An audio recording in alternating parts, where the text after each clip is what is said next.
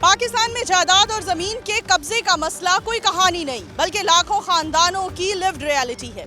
अगर हम civil courts की बात करें तो सिविल कोर्ट्स में केसेस चलते हुए कई दहाइयां गुजर जाती हैं और फैसला नहीं हो पाता।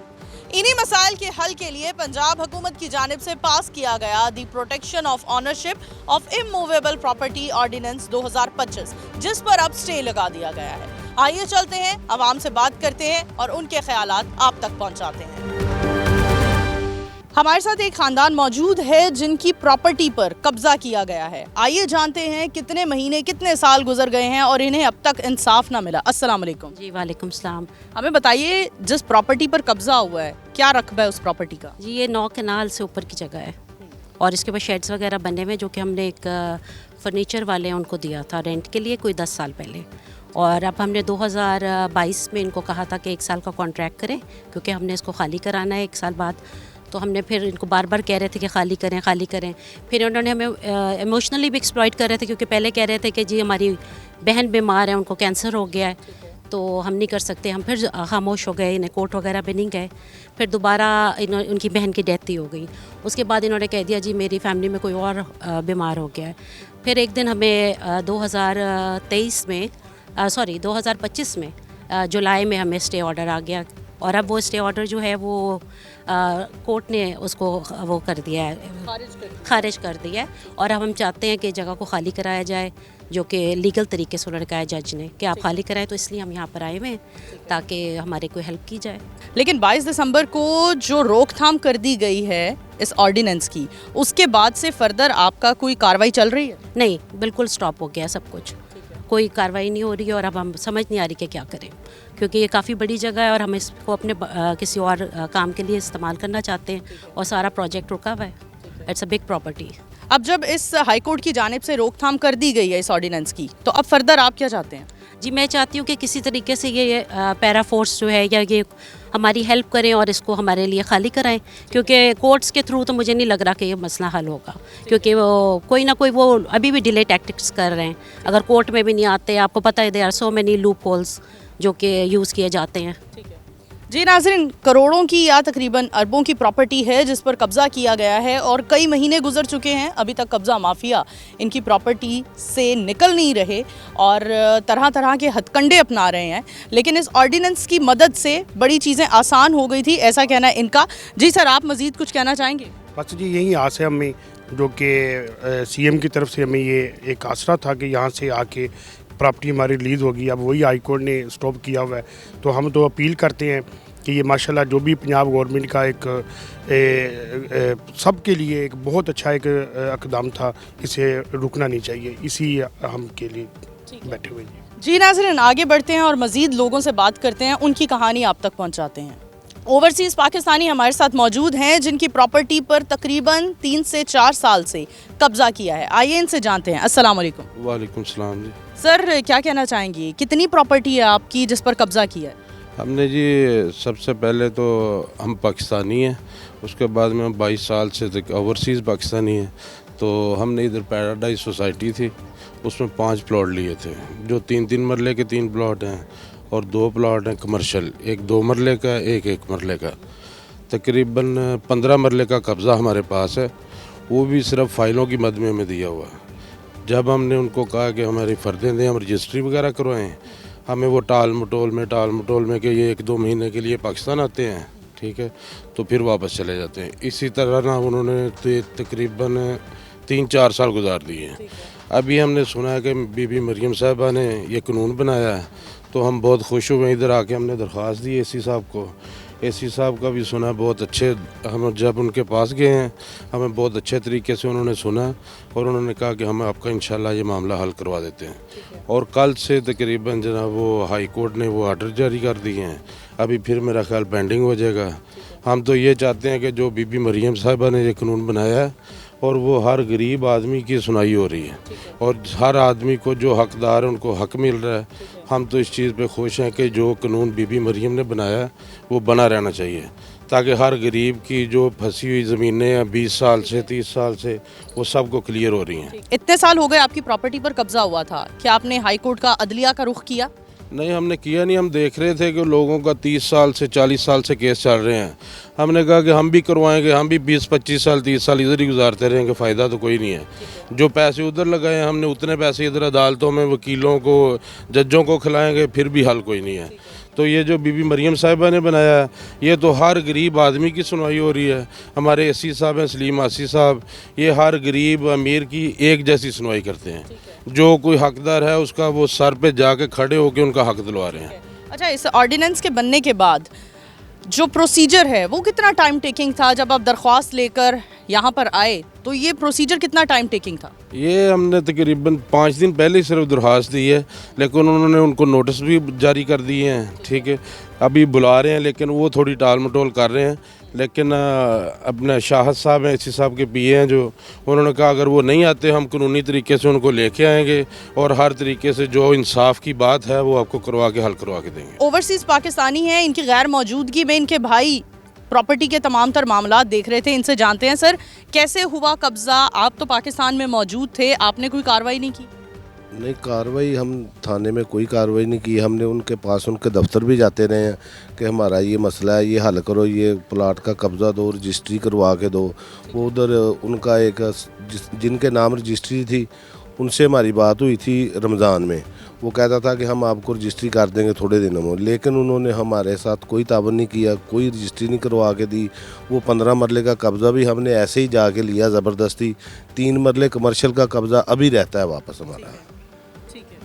बहुत शुक्रिया जी। नाज़रीन, हमारे साथ रहिए, मज़ीद लोगों से बात करते हैं। कब्ज़ा माफिया के सताए एक और शहरी हमारे साथ मौजूद हैं। अस्सलाम वालेकुम। वालेकुम सलाम। सर, कितना अरसा हो गया है कब्ज़ा हुए आपकी ज़मीन पर? मेरे का तकरीबन मैंने ली है, जब मेरा एक्सीडेंट हुआ था तो मैं 1 साल हो गया है, तो अभी तक मुझे उसकी निशानदेही नहीं मिल रही।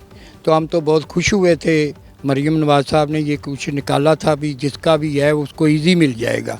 तो ये अब क्या किया, ये अदलिया वालों ने अपनी खातर उनके ऊपर स्टे ले लिया है। हमें तो ये समझ नहीं आती।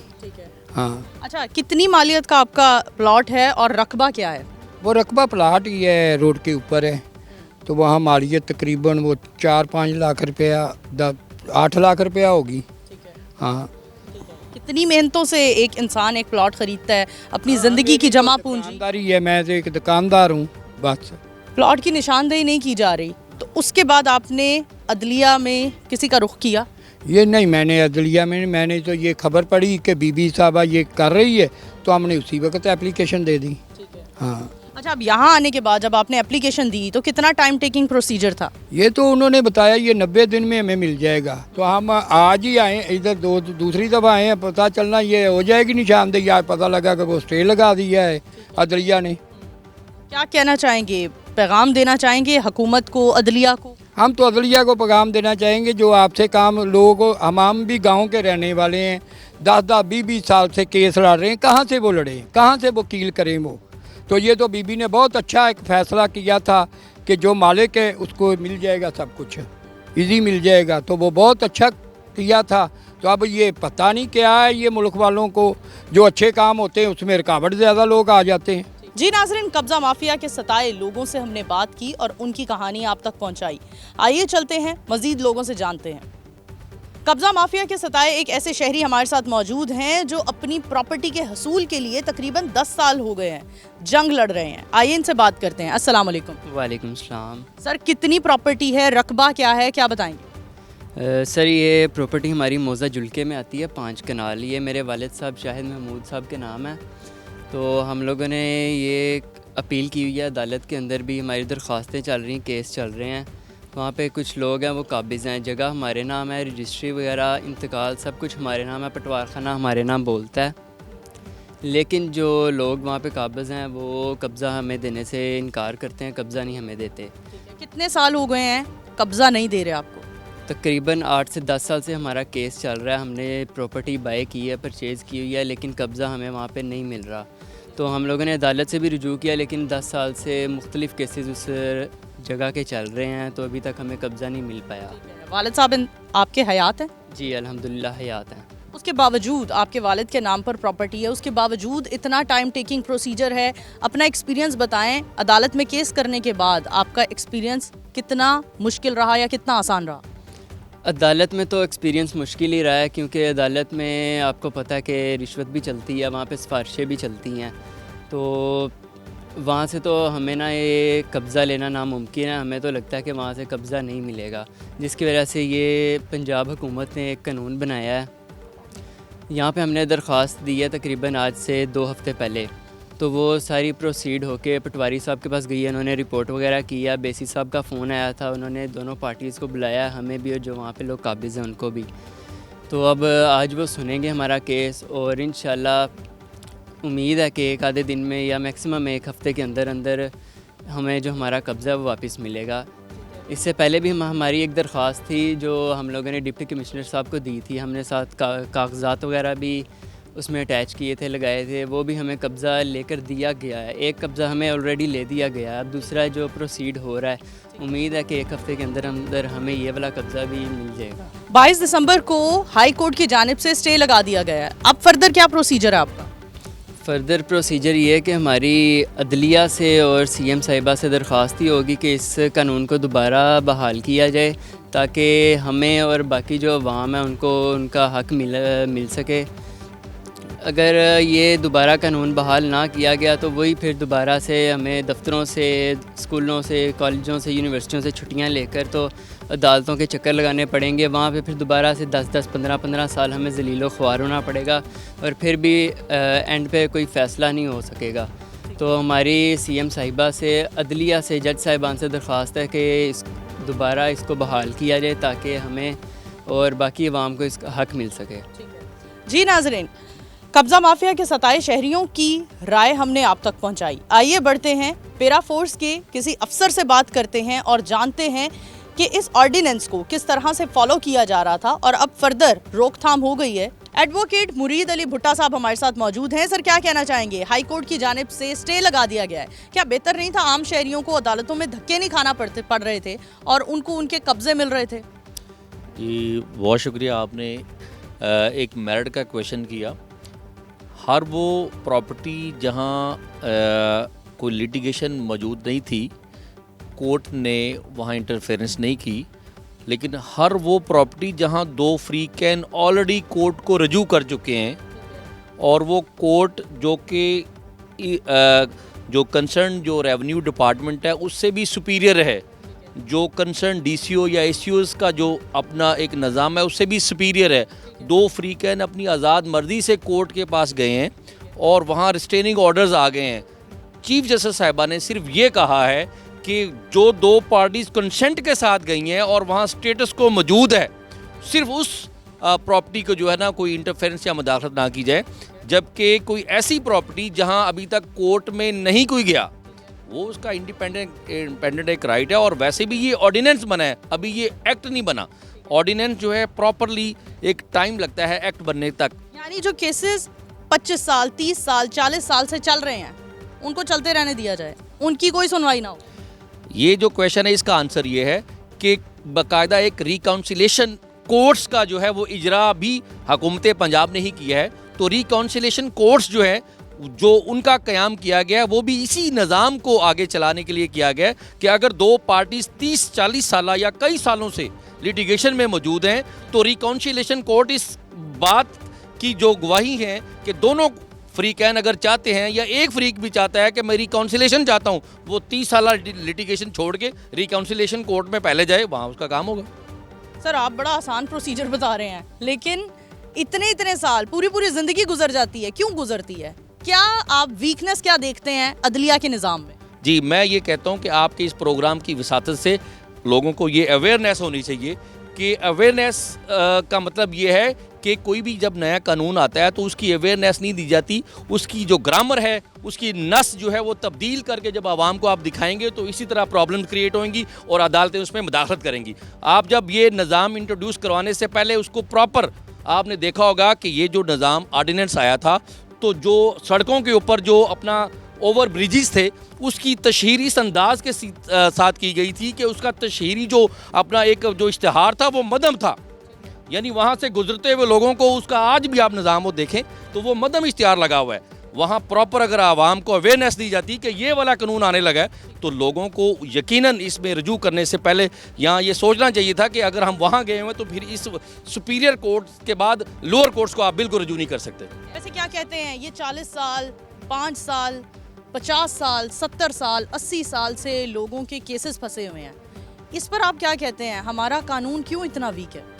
आपने वो जुमला सुना होगा, मैं माजरत के साथ उसे रिपीट करने लगा हूँ कि 70% लोग जो है ना, ठीक है, उसमें जो डिज़र्विंग थे उनको अगर हक मिल रहा था, तो 30% ऐसे लोग थे जिनका उन्होंने बरमला नाम भी लिया कि आधे घंटे में ये भी खाली हो जाएगा। मैं उनको 30% में कह रहा हूँ, हालांकि मुझे 70% में कहना चाहिए, ठीक है। तो मैं ये कहता हूँ कि यकीनन जब कोई चीज़ फ़ायदे के लिए बनाई जाती है तो उसके नुकसानात भी साथ साथ होते हैं। तो ये जब अभी ऑर्डिनेंस है, अभी एक्ट बनेगा, तो ये साथ साथ जैसे जैसे कंप्लाइंस होगी, फील्ड में जब कोई लॉ जाता है तब जाके उसकी समझ आ जाती है इसके बेनिफिट्स क्या हैं, ड्रॉबैक्स क्या हैं, इसके ओवरकम्स क्या हैं, फिर आपके तरीके के साथ वो आगे कंप्लाइंस की शक्ल अख्तियार कर लेता है। ठीक है, बहुत शुक्रिया।